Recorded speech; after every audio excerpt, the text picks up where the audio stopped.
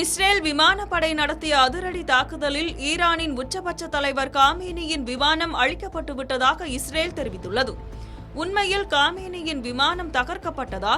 இதற்கு ஈரான் கொடுத்த பதிலடி என்ன பார்க்கலாம்.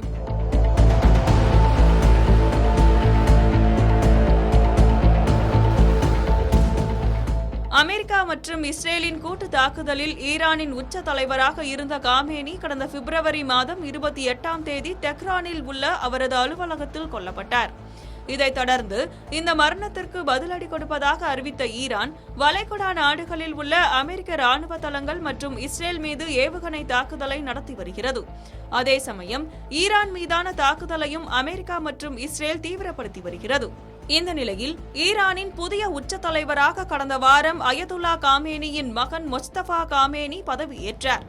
ஆனால் நாங்கள் நடத்திய தாக்குதலில் அவரும் படுகாயம் அடைந்துள்ளார் என இஸ்ரேல் ராணுவம் தெரிவித்தது.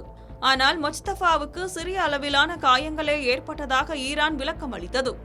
இந்த நிலையில்தான் ஈரானின் முன்னாள் உச்ச தலைவர் அயதுல்லா காமேனி மற்றும் உயர்மட்ட அதிகாரிகள், ராணுவ தளபதிகள் சர்வதேச பயணங்களுக்கு பயன்படுத்தி வந்த விமானங்களை அழித்துவிட்டதாக இஸ்ரேல் ராணுவம் தெரிவித்துள்ளது. அதே சமயம் இது அவர்களின் ராணுவ மறுசீரமைப்பு திறனை குறைக்கும் என இஸ்ரேலிய விமானப்படை தனது அதிகாரப்பூர்வ எக்ஸ் தளத்தில் பதிவிட்டுள்ளது.